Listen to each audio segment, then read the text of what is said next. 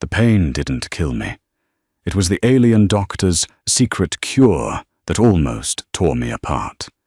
He pumped me full of classified military nanites, expecting me to die or mutate. Instead, the microscopic machines found a new master. Me. Humanity just got a serious, terrifying upgrade. My blood tasted like battery acid and copper. That was the first thing I noticed. Not the blinding, sterile lights of the underground medbay, and not the fact that the entire left side of my ribcage felt like a collapsed accordion. Just the taste. Stay awake, Cole. Do not close your eyes. If you close your eyes, your brain will forget to tell your lungs to work. The voice belonged to Dr. Miller. That wasn't his real name, of course. His real name consisted of 3 clicking consonants and a guttural hiss that no human throat could produce without tearing a vocal cord. He was a Zanti, tall, severely double-jointed, with pale grey skin and 4 spindly arms that moved with sickening speed. He adopted the name Miller because he liked how boring it sounded. Right now, Miller didn't look boring. He looked terrified. I tried to speak. A wet, rattling wheeze bubbled past my lips instead. A thick glob of crimson spilled down my chin, staining the cheap, synthetic leather of the examination table. Your lung is punctured. 3 ribs pulverized, Miller muttered. 2 of his hands were pressing a biofoam compress against my chest, while his other 2 hands danced across a rusted diagnostic monitor. Spleen is ruptured. Arterial bleeding. Cole, you are bleeding to death. Very quickly. Do something, I managed to choke out. Every syllable felt like swallowing glass. I was a dock worker on Aegis Prime, a miserable rock at the edge of the charted systems. A magnetic lock had failed on a shipping container. 2 tons of processed iron dropped right on top of me. By all rights, I should have been a red smear on the loading bay floor. But human bones are denser than the Zanti expect, and human stubbornness is a disease all its own. My crew dragged me to Miller's underground clinic because the corporate hospital's topside would have just harvested my organs to pay off my work debt. I am out of O-negative synthetic plasma, Miller said, his large, solid black eyes wide and unblinking. I used the last of it on a drifter yesterday. You humans and your fragile circulatory systems. You bleed so much. My vision started to tunnel. The edges of the room frayed into dark grey static. The cold was setting in, starting at my fingertips and creeping up my arms. It was a heavy, inevitable cold. Miller, I whispered, I cannot patch this with biofoam. Your body is failing. Miller stepped away from the table. I heard the heavy metallic clunk of a biometric safe opening in the corner of the room. There is an alternative. It is highly illegal, highly unstable. If the corporate enforcers find out I have this, they will burn my clinic and skin me alive. I couldn't turn my head to see him. Do it. You do not understand, Cole. This is not medicine. It is a property of the military sector, classified. Miller stepped back into my fading line of sight. In his lower right hand, he held a thick glass syringe. Inside the reinforced tube, it wasn't liquid. It looked like crushed graphite, shifting and swirling of its own accord. It moved like a swarm of angry, microscopic locusts, reacting to the ambient heat of his hand. It was given to me by a smuggler, a prototype, Miller explained, his voice dropping to a harsh whisper.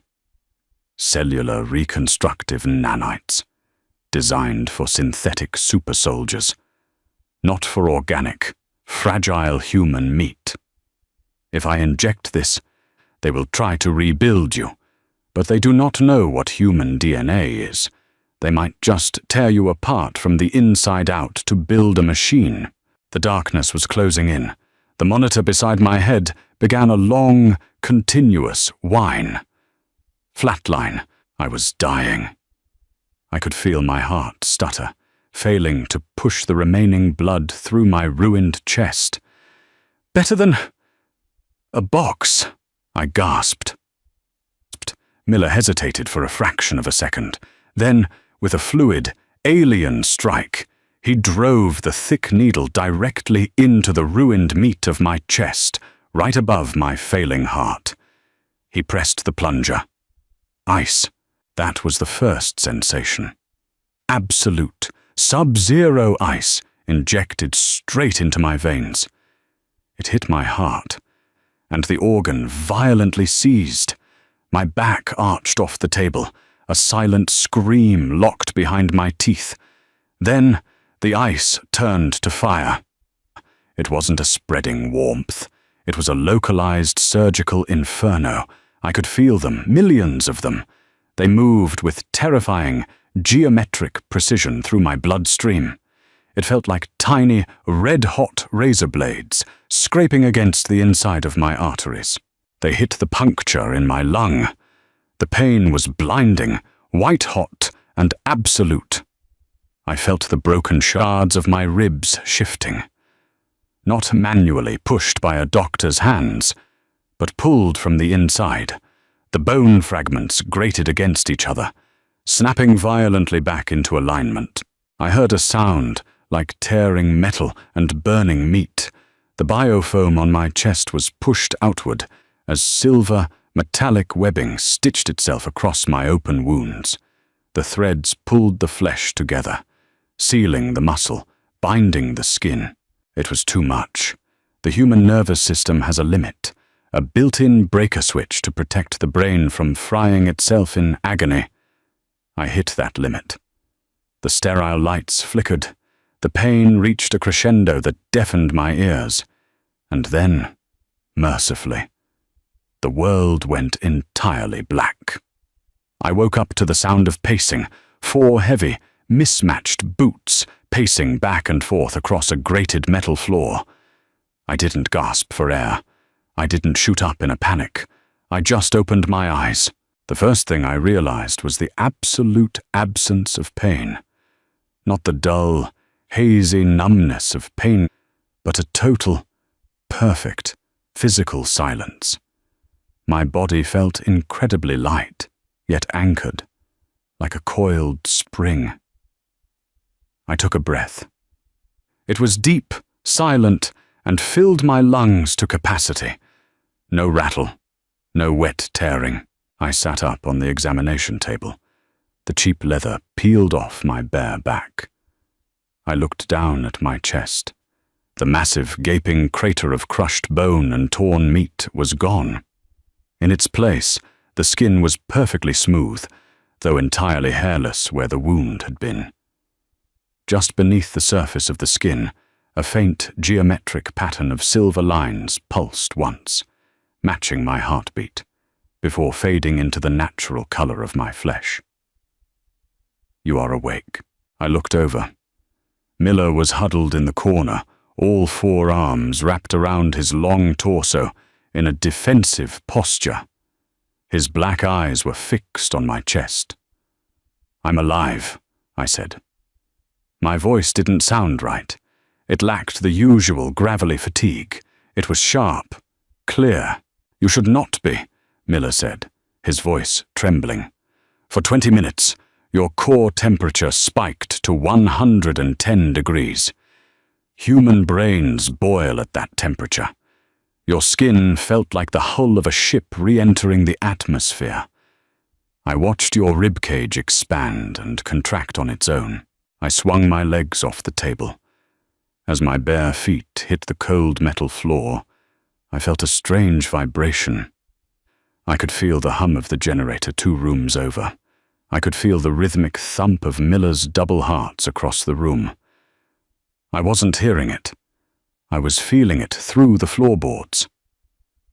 "What did you put in me, Miller?" The alien doctor swallowed hard. "I told you. Project Vanguard. Experimental nanites. The smuggler who sold them to me, said they were designed to create autonomous bioweapons. The nanites are supposed to overwrite the host's nervous system, make them compliant, take control of the motor functions. I frowned, clenching my right fist. As I tightened my grip, a ripple of dark silver flashed beneath the knuckles.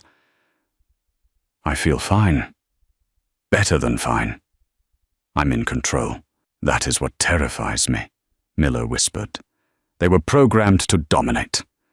But human biology, you humans are a chaotic mess of adrenaline, spite, and cortisol. The machines couldn't overwrite your brain. Instead, he pointed a long, grey finger at me. I think they submitted to it. Before I could process the weight of his words, the heavy iron door of the clinic exploded inward. The shockwave knocked Miller off his feet. Dust and concrete shrapnel sprayed across the room. Through the smoke, 3 figures stepped into the harsh light of the med bay. They were corporate enforcers, hired muscle for the Vanguard Corporation. Heavy tactical armor, fully sealed helmets with glowing blue optics, and carrying suppressed submachine guns. Leading them was a man who wasn't wearing a helmet. He had a scarred, brutal face, a shaved head, and a heavy, cybernetic replacement for his left eye. I knew his face from the bounty board's top side. Richter, a corporate fixer who specialized in retrieving stolen property and erasing the thieves. "Dr. Miller," Richter said, his voice a low, mechanical rasp. "You have something that belongs to my employers." Miller scrambled backward, pressing himself against the far wall. I don't know what you mean. This is a simple triage clinic." Richter sighed, drawing a heavy kinetic pistol from his hip. "Don't insult me, Bug. The tracking isotope in the vial triggered the moment it was exposed to oxygen. We know you opened it." He raised the gun, pointing it directly at Miller's head. "Where are the nanites?" "They're gone," I said. Richter turned his cybernetic eye toward me. He looked me up and down, taking in the blood-soaked pants and my bare, pristine chest. He smirked. Well, look at the lab rat. Did you waste a 1 trillion credit prototype on a dock rat, Miller?" "Leave him alone, Richter," I said. I took a step forward. My heart rate elevated. Adrenaline flooded my system. But something else happened. The moment the fight-or-flight chemical hit my bloodstream, the nanites reacted. A cold wave cascaded down my arms. "Put him down!" Richter ordered his men. Bored, the enforcer to his left raised his submachine gun and squeezed the trigger. Time didn't slow down, but my perception of it shattered. I saw the muzzle flash. I heard the mechanical strike of the firing pin. My body moved before I consciously made the decision. I raised my right arm. Impact! The 3 rounds didn't tear through flesh. They struck my forearm with a heavy metallic clink. I looked down. From my elbow to my knuckles, my skin had turned matte black. The nanites had instinctively pushed to the surface, linking their microscopic carbon lattice structures together in a microsecond to form a subdermal armor plate. The flattened copper bullets dropped harmlessly to the floor. The room went dead silent. Richter's lone organic eye widened in absolute shock. The enforcers froze. "What the hell are you?" Richter breathed. I looked at the flattened bullets on the floor. I looked at my pitch-black, armored arm. I felt the cold, mechanical hum of 1 billion machines waiting for my next thought, waiting for an order.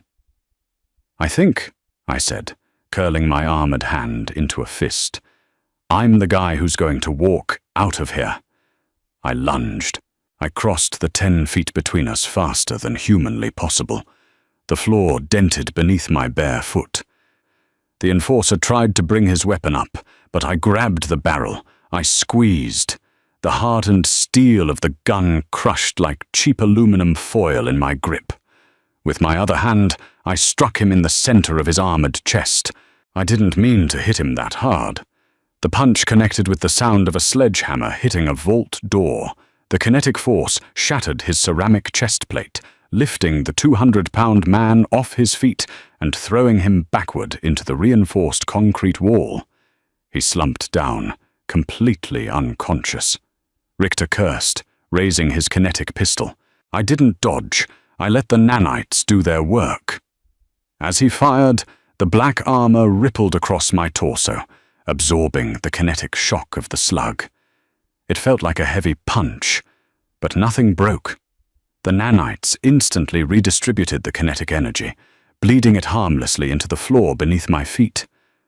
I stepped up to Richter, grabbed him by the throat, and lifted him off the ground with one arm. He gasped, his cybernetic eye whirring frantically as he clawed at my wrist. The remaining enforcer dropped his weapon and ran, scrambling out the ruined doorway and into the dark tunnels of the lower levels. I looked at Richter, watching him struggle for air. The Nanites in my blood were humming, a frantic, violent energy demanding to be unleashed. They wanted me to crush his throat. They were a weapon, and they wanted to be used. I took a breath, forcing my heart rate down. I pushed the aggression back. No, slowly, the pitch-black armor retreated from my skin, sinking back into my bloodstream. I dropped Richter. He hit the floor, coughing violently and clutching his bruised neck. "Tell your employers," I said, my voice echoing in the quiet clinic, "that their property isn't theirs anymore. It's mine. And if they want it back, they'll have to bleed for it." Richter didn't say a word. He scrambled backward, dragging himself out the door and into the corridor, running after his man. I stood there in the quiet med bay, listening to their footsteps fade. I looked at my hands.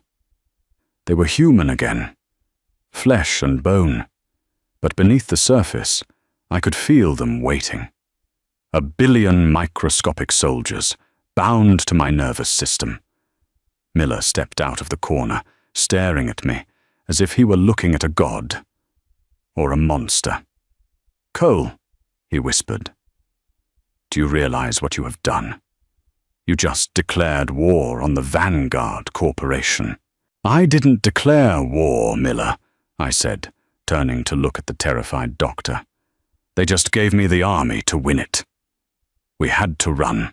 Aegis Prime's lower levels were a labyrinth of rusted pipes, leaking coolant lines, and neon-lit noodle stands. Normally, a man could disappear down here for a lifetime. But Vanguard Corporation wasn't looking for a man anymore. They were looking for their trillion-credit investment. My first problem wasn't the heavily armed kill squads. It was hunger.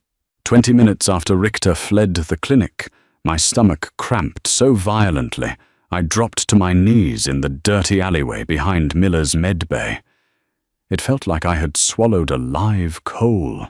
"Your metabolism," Miller said, his 4 hands frantically packing a canvas duffel bag with surgical tools and stolen military stims. "The Nanites run on a thermoelectric engine, but they require biological fuel to build the carbon lattice plating. They are burning your fat reserves. If you do not eat, they will start harvesting your muscle tissue." I dragged myself to my feet, bracing against a damp brick wall. Food. Now. We broke into a shuttered bodega 3 streets over. I didn't bother with the lock. I just grabbed the heavy steel security grate and pulled. The metal shrieked, bending like cheap plastic under my grip. The Nanites didn't armor my skin this time, but they fortified my muscles, weaving a temporary synthetic weave through my tendons. I sat on the dusty floor of the bodega and ate. Cold cans of synth beef, dehydrated nutrient blocks, 6 liters of heavily caffeinated protein sludge. I ate until my jaw ached, and my body instantly incinerated it.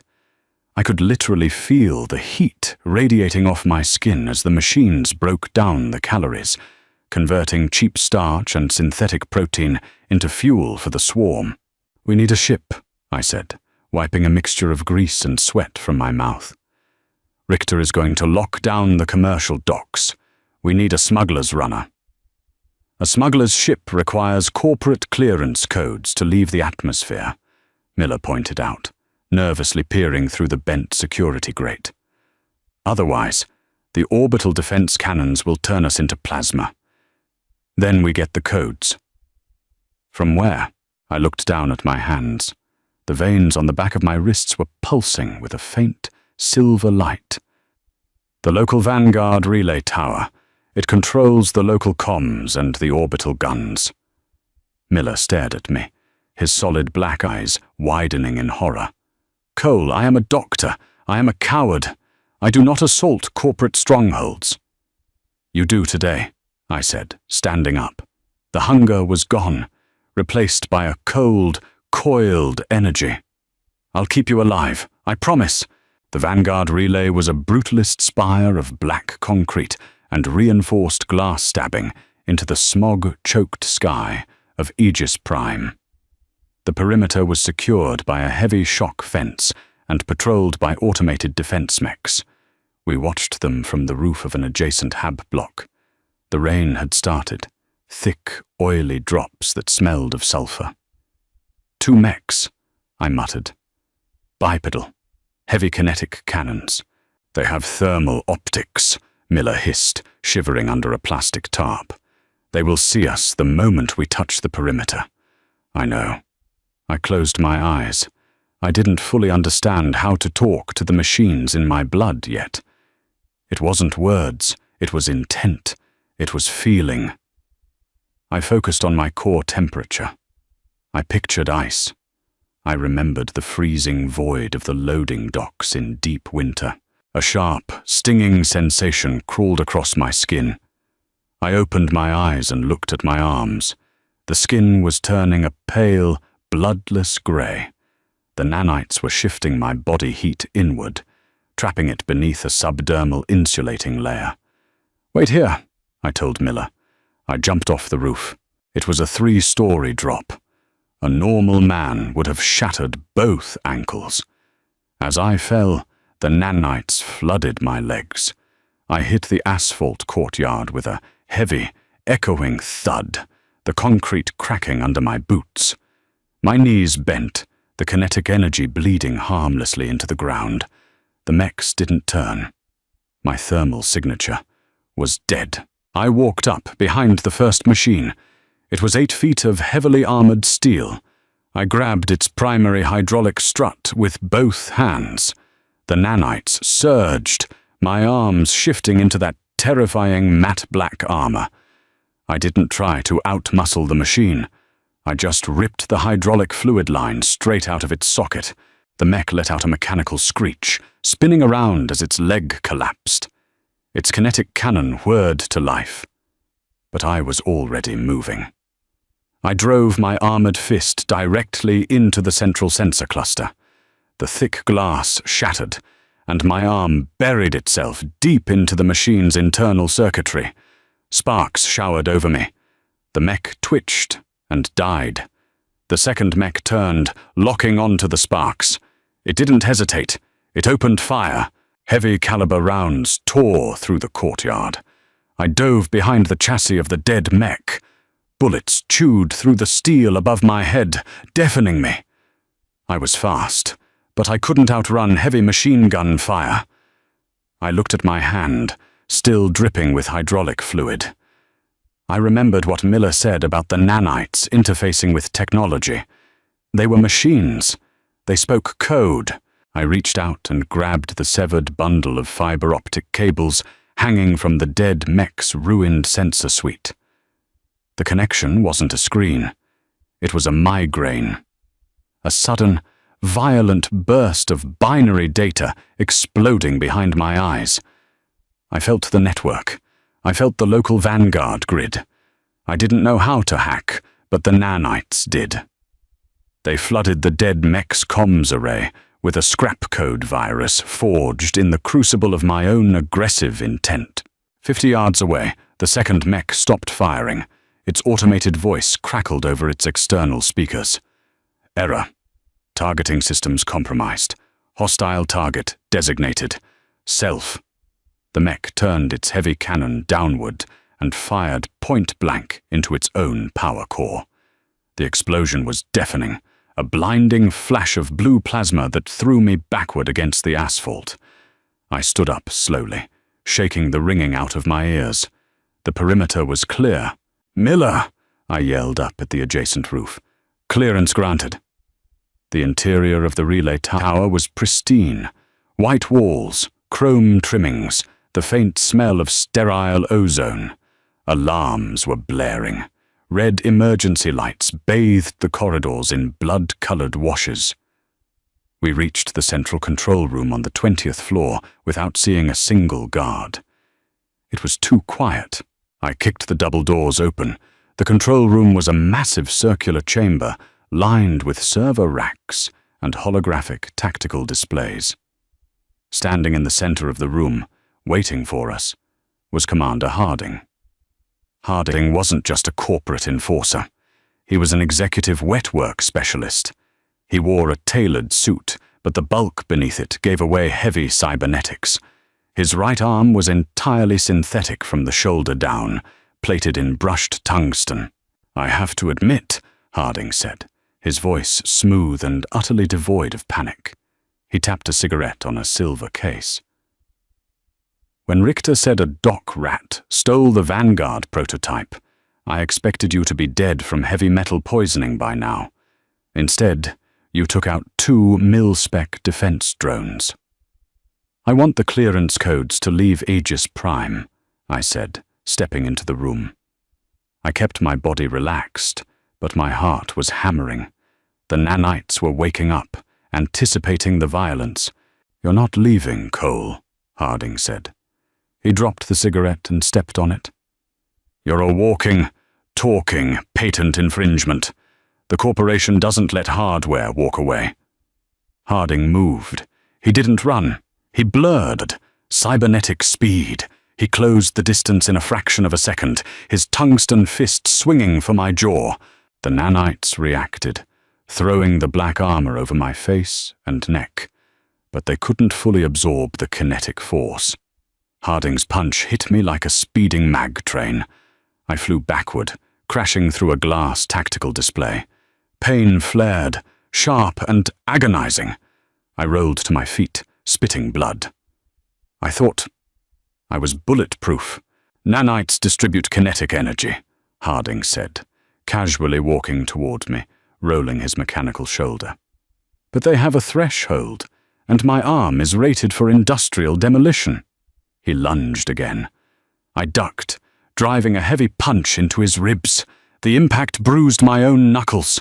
He grunted, grabbing me by the throat with his synthetic hand and slamming me into the concrete floor. My vision swam.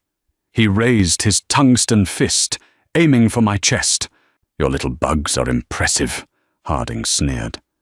"But they are machines. They only know what they are programmed to do. I am enhanced. I am optimized." He brought the fist down. I didn't block it. I let it hit my chest. The impact cracked 2 of my ribs. The pain was blinding. But as his metal fist embedded itself into my sternum, the Nanites swarmed. They didn't armor my skin. They turned it to liquid silver. Harding tried to pull his arm back. He couldn't. The Nanites had fused with the microscopic grooves in his tungsten plating. They were locking him in place. "You're right," I gasped, blood bubbling on my lips. "They are machines, but they're taking orders from a human." I grabbed his cybernetic arm with both hands. The Nanites surged out of my skin, crawling up his arm like a swarm of metallic ants. They weren't fighting his armor. They were eating it. They bypassed the metal and sank straight into the neurolink, connecting his synthetic arm to his spine. Harding screamed. It was a terrible, ragged sound.